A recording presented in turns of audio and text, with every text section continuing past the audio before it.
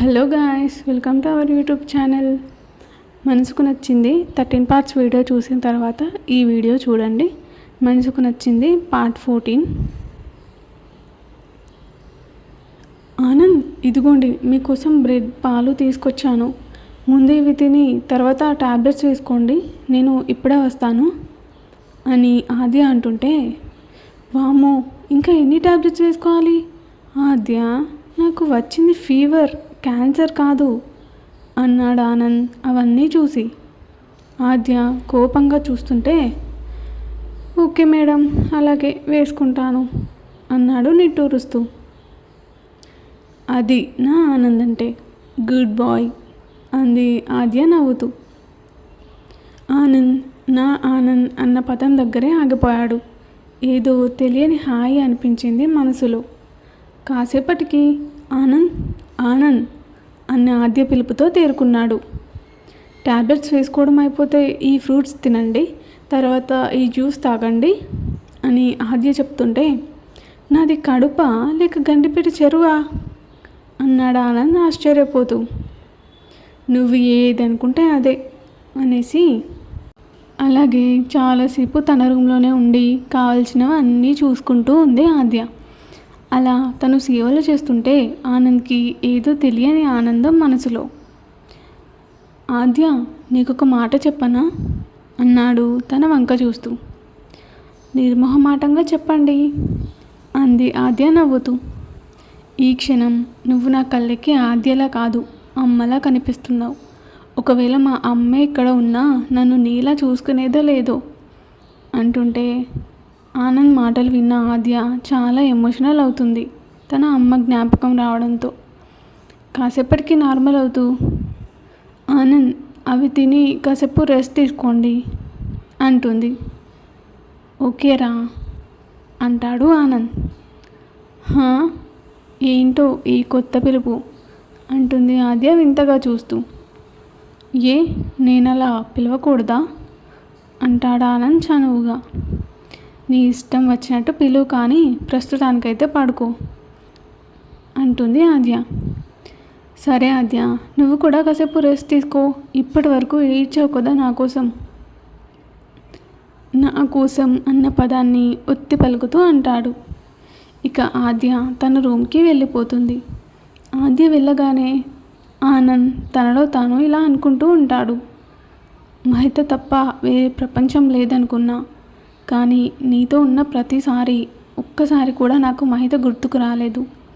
తనని మర్చిపోవడానికి ఎన్నో ప్రయత్నాలు చేశాను, ఆఖరికి డ్రింక్కి కూడా అడిక్ట్ అయిపోయాను. కానీ నీకు తెలియకుండానే నా చేత ఆ అలవాటు మానిపించేశావు. నీ ఫ్రెండ్ అనుకుంటేనే ఇంత చేస్తున్నావు, అదే నీలో సగ భాగాన్ని అయితే ఇంకెంత చేస్తావు? నువ్వు నాకు కావాలి ఆద్య, లైఫ్ లాంగ్ కావాలి. కానీ అది నీకు ఇష్టం ఉంటే మాత్రమే. నీ మీద నాకున్నది ప్రేమో లేక మరేదైనా కావచ్చు, కానీ నువ్వు నాకు జీవితాంతం కావాలి అనిపిస్తుంది. అది కూడా నా అర్ధాంగిలా, నా భార్యలా. నీలో ప్రతిదీ నా మనసుకు నచ్చింది ఆద్య అనుకుంటాడు ఆనంద్ ఎంతో ఫీల్తో.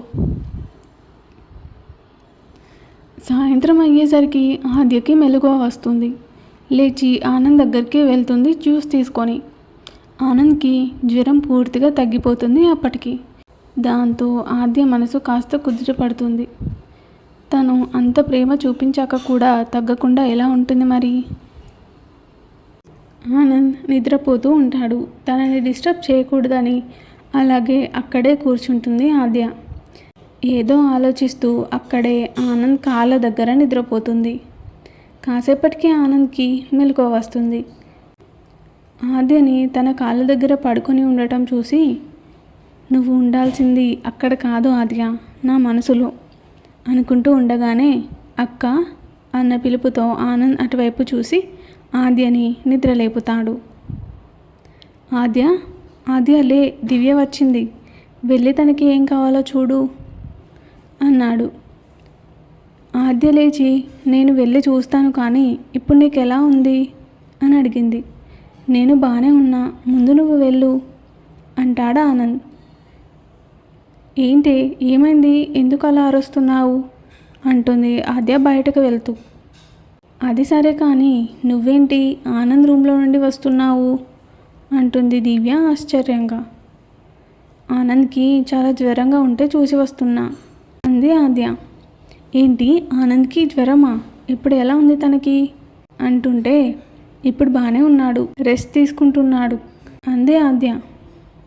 సరే ఇవి పట్టుకో, నేను వెళ్ళి చూసొస్తాను అంటూ తన చేతిలో ఉన్న బుక్స్ అన్నీ ఆద్య చేతిలో పెడుతుంది. ఆనంద్ దగ్గరికి వెళ్ళి, ఆనంద్ ఇప్పుడు ఎలా ఉంది నీకు, టాబ్లెట్స్ వేసుకున్నావా అని అడుగుతుంది. బాగానే ఉన్నా దివ్య, టాబ్లెట్స్ కూడా వేసుకున్నా అంటాడు. ఏదైనా తింటారా, తీసుకురావాలా అంటుంటే, ఇప్పుడేం వద్దు, మీ అక్క ఆల్రెడీ తిండి పెట్టి పెట్టి చంపేస్తోంది నాకు, నువ్వు స్టార్ట్ చేయకు మళ్ళీ ఇక. సరే నా గురించి ఎందుకు కానీ ఈరోజు నీ డే ఎలా గడిచింది చెప్పు అంటాడు చనువుగా. దివ్య అండ్ ఆనంద్ అలా కాసేపు కబుర్లు చెప్పుకుంటూ ఉంటారు. అక్కడ మన ఆద్య ఈరోజు తన డే ఎలా గడిచిందో గుర్తు చేసుకుంటూ ఉంటుంది. ఆ రోజంతా ఆనంద్ని జాగ్రత్తగా చూసుకోవడంతోనే సరిపోయింది అని అనుకుంటూ ఉంటుంది. కాసేపటి తర్వాత డిన్నర్ ప్రిపేర్ చేస్తుంది. ముగ్గురు కలిసి కబుర్లు చెప్పుకుంటూ డిన్నర్ చేస్తారు. ఇంతలో ఆనంద్కి కంపెనీ నుండి ఫోన్ రావడంతో మాట్లాడుతూ ఉంటాడు. ఆద్య, దివ్య ఇద్దరు చెస్ ఆడటంలో బిజీ అయిపోతారు. ఆనంద్ ఫోన్ కట్ చేసి డైరెక్ట్గా తన రూమ్కి వెళ్ళి ఏవో ఫైల్స్ కోసం వెతుకుతూ బిజీలో పడిపోతాడు. ఆద్య, దివ్య కాసేపు ఆడుకొని వెళ్ళి పడుకుంటారు. ఆనంద్ ఫైల్స్ అన్నీ సర్దుకొని బయటకు వచ్చేసరికి ఆద్య, దివ్య అక్కడ ఉండరు. ఇక ఆనంద్ కూడా లోపలికి వెళ్ళి ఆద్య గురించి ఆలోచిస్తూ, తనకి అతని ప్రేమ గురించి ఎలా చెప్పాలో ఆలోచిస్తూ అలాగే నిద్రలోకి జారుకుంటాడు. నెక్స్ట్ డే మొత్తం ఆద్య చేసే ప్రతి పనిని ప్రేమగా చూస్తూ ఉంటాడు ఆనంద్. దివ్యకి కాస్త అనుమానంగా అనిపిస్తుంది ఆనంద్ ఆద్యని అలా చూడటంతో. ఆనంద్కి మాత్రం ఆద్యతో ఎప్పటిలాగా మాట్లాడాలి అంటే తెలియని భయంగా అనిపిస్తుంది. తన మనసులో మాటను ఎలా చెప్పాలో అస్సలు అర్థం కాదు ఆనంద్కి. ఆ రోజంతా కంపెనీలో కూడా ఆద్యకి తన ప్రేమ విషయం ఎలా చెప్పాలా అనే ఆలోచనలతోనే సరిపోతుంది అతనికి. ఆద్య పక్కనే ఉన్నట్టుగా ఊహించుకుంటూ తన మనసులో మాటను ఎలా చెప్పాలా అని ఆలోచిస్తూ ఉంటాడు. ఇంటికి వచ్చాక కూడా ఏదో పరధ్యానంగా ఉంటాడు అదే ఆలోచిస్తూ. త్వరగా డిన్నర్ చేసి ఏం మాట్లాడకుండా గదిలోకి వెళ్ళిపోతాడు.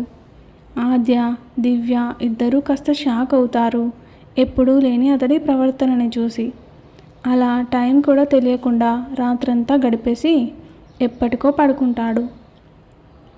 రూమ్లోకి వెళ్ళిన ఆద్య ఆనంద్ ఇంటికి వచ్చిన కొత్తలో చాలా బాధపడుతూ ఉండేవాడు. అది మహిత వల్లే అయి ఉంటుంది. కానీ తర్వాత నార్మల్ అయిపోయాడు. మళ్ళీ ఇప్పుడు ఎందుకు ఇలా ఉంటున్నాడు అని అనుకుంటూ ఉంటుంది. కొంపదీసి మళ్ళీ డ్రింక్ చేస్తున్నాడా? ఈసారి డ్రింక్ చేస్తే మాత్రం ఇక ఇంట్లో అస్సలు ఉండకూడదు అని మెల్లగా ఆనంద్ రూమ్ దగ్గరికి వచ్చి తొంగి చూస్తుంది. తను బెడ్ మీద పడుకొని ఊహాలోకంలో ఉంటాడు. డ్రింక్ చేయట్లేదు అని కన్ఫర్మ్ చేసుకున్న ఆద్య ఇక ప్రశాంతంగా వెళ్ళి పడుకుంటుంది. ఇంకా ఉంది. Thank you for watching guys. Story కనుక మీకు నచ్చినట్లయితే మన ఛానల్ని సబ్స్క్రైబ్ చేసుకొని బెల్ ఐకాన్ని ఆన్లో పెట్టుకోండి. అలాగే స్టోరీని లైక్ చేసి షేర్ చేసి కామెంట్ చేయడం మర్చిపోకండి.